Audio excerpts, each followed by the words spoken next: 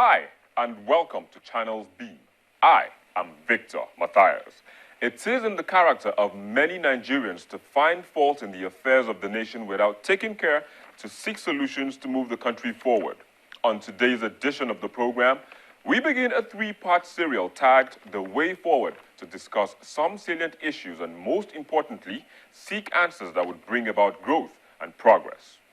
Year in, year out, analysts attribute rising poverty and crime to bad governance, while others insist that the nation can only make significant progress if it adopts another system of governance, other than federalism, which they say is a unitary system in disguise as practiced in Nigeria.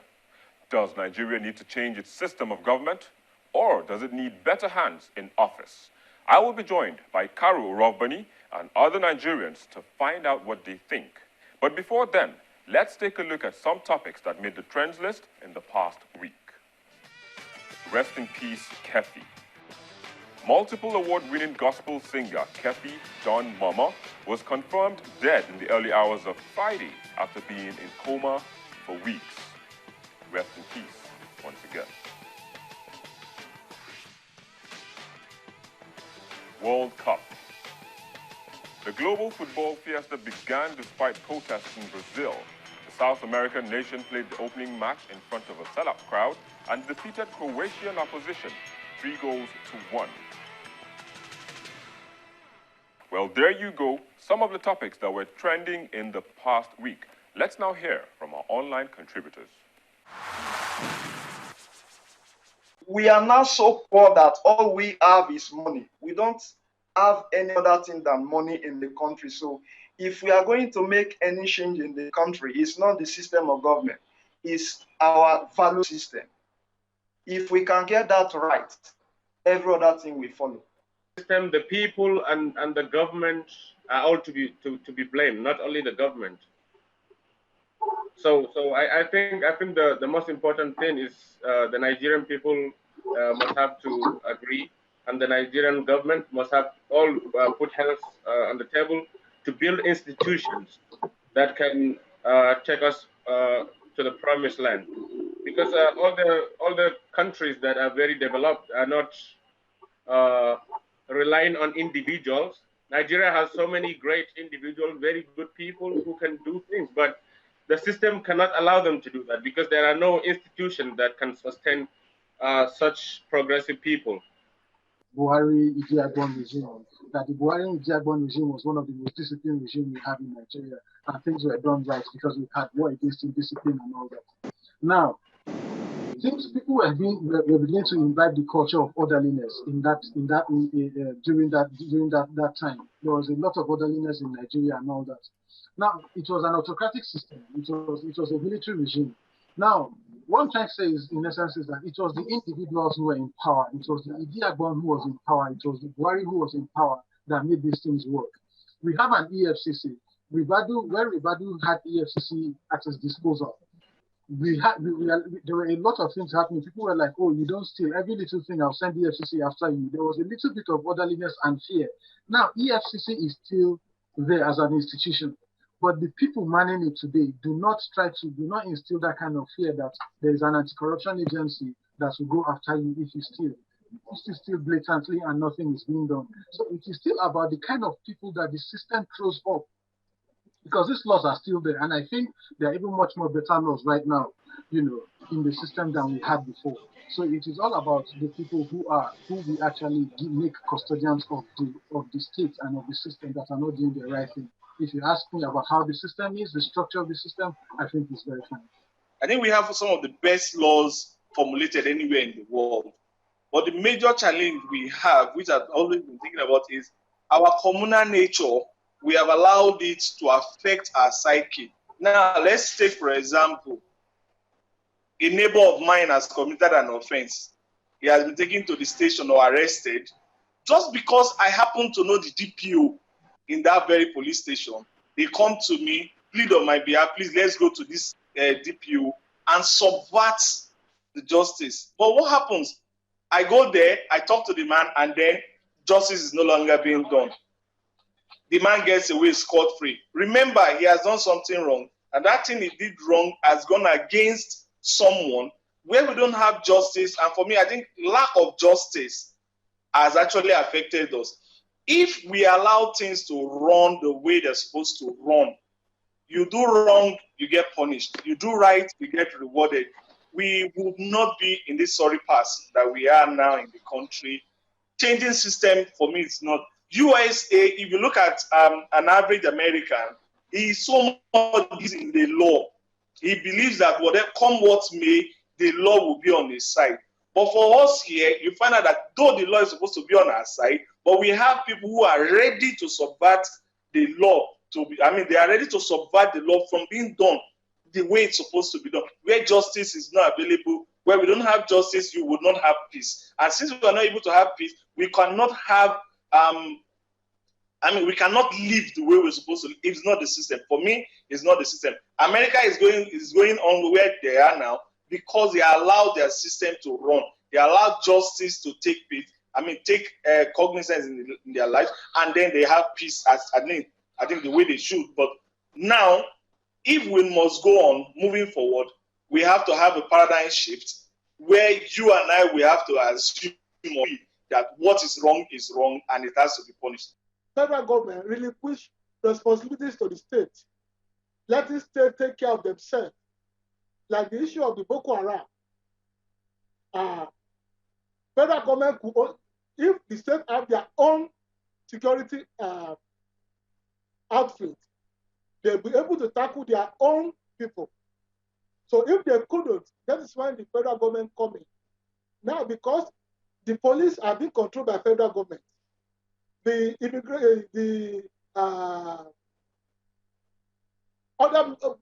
so many other ministries being controlled by the federal government. State does not even have their own security output. So what do you expect?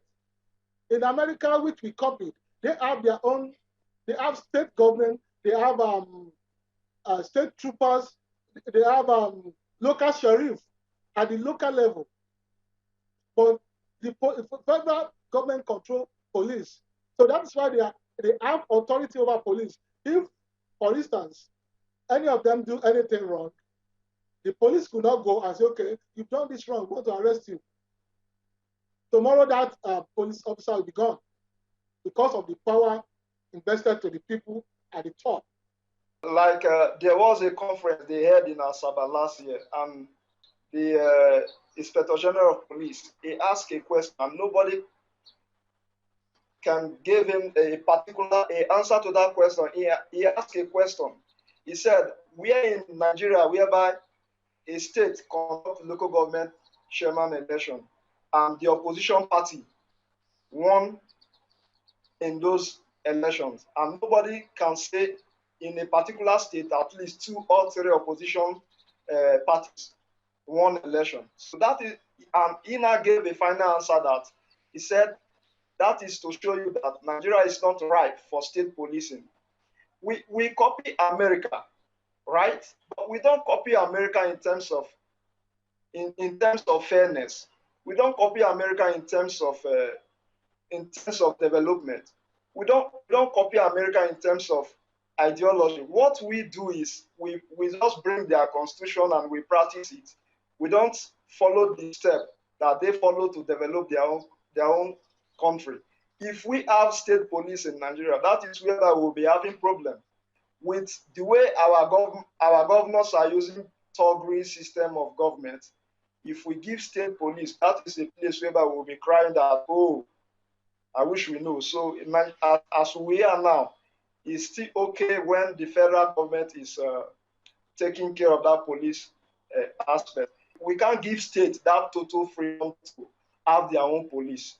That will bring a big problem in the country. An example of that is we see in the news during the Inspector Umba and the Rivers State Governor, the problem he has been having. And recently we have seen with the election of the selection of the Emir, the new Emir Sanusi Lamido, and so many other cases.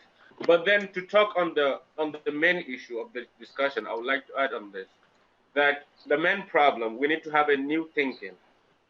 For me, the new thinking is for the young people to come in, because this problem we are having today in Nigeria is not Jonathan administration is not the root of the problem. We can always blame the present government. We can blame it for not doing enough to solve the problem, but it is not the main problem. The main problem is the way we do things, the way the system is being run. And that has been happening decades ago. So I think the solution, the way forward, is for the young people to come in. There should be a new thinking. Young people must come in. Just take a look at the national conference going on. There is very low representation of young people in Nigeria. And if we are to talk about how forward Nigeria should go, the future of Nigeria, young people must get involved in it. So I'm tired of seeing these recycled old politicians with old ideas leading this country. Most of them are the reason why we are in this mess today. Most of them. The failure of the failure of state police is the reason we have Boko Haram insurgency, is because in other climes, in other countries, in the other parts of the world where you have effective state policing that has given rise to community policing, all these crimes are checked in communal areas, in communities. Crimes are in every community where crime is committed. It is always known that certain group of people commit these crimes, and certain group of people can be identified, or these crimes can be traceable to a particular group of people. Now, you don't, in Nigeria, where you have federating policing, where you bring an Igbo man from Enugu State to come and police somewhere in Chibok in Maiduguri. How do you expect the man to understand the terrain in Maiduguri when he doesn't understand the language of the people? He doesn't understand the geographical navigation. He doesn't even know what these people eat, and he doesn't even understand their religion. It will be difficult to police in that kind of environment. So you need the people who understand, the people in the state who understand their terrain, who understand their culture, who understand their tradition, who understand their religion, to be able to police themselves. So you cannot just continue to rely on the federal police to curb the problem that emanate from the states. No, it doesn't work that way. So state policing, when people say that state policing is very expensive, I keep asking the question, how expensive? Is it much more expensive than the human lives that are being lost on a daily basis by the absence of adequate security checks and balances? The question still remains no.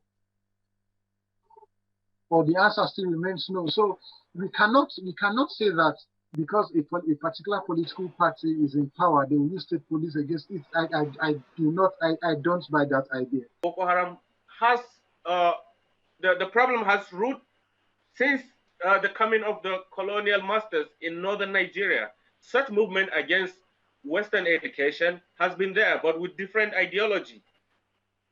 So if you look at it, if you say that this is the picture basically in the country, I believe even the federal government officials believe that Boko Haram is a political movement against the federal government.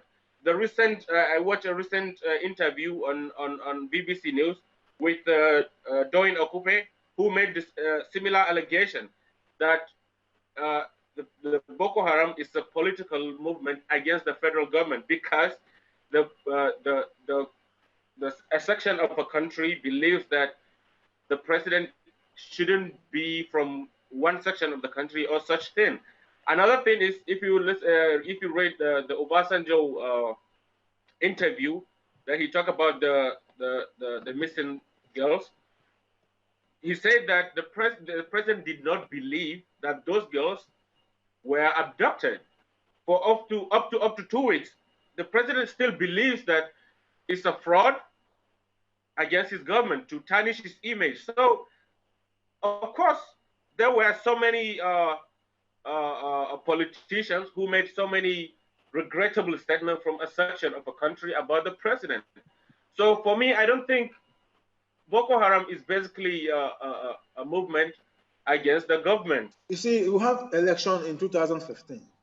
That is the way forward is for us Nigerians, for people on ground to vote the right personalities. That is the way forward. You know, you don't put, if you look at the system, if you look at how white people operate, they operate with ideology, you know, because what are you bringing on the table? You have to know what the politicians are bringing on the table, not sharing bags of rice, bags of beans, you know, salt and all that. It's bullshit. That is a very long things they do, you know. So what is the way forward is to put the right people there, to look for the right personalities, qualified individuals, people with ideology, people with 21st century's ideology, to put there to fix the problems that we are having today. You know, it's not the old way of doing things because they have the money and, you know, money backs. No, no, no. The citizens have to make sure that they vote the right people. You understand? And demand accountability. That is all. Not to fold arms, take 1,000 naira, they give them small money, and they vote, they make noise, and everybody is quiet. No, no, no. Things have to change. Demand accountability and put the right people in the right position. That's the way forward. Well, you just heard them yourself, but it's time for a break, and when Channels Beam returns, Karo Orovboni will join us. Please stay with us.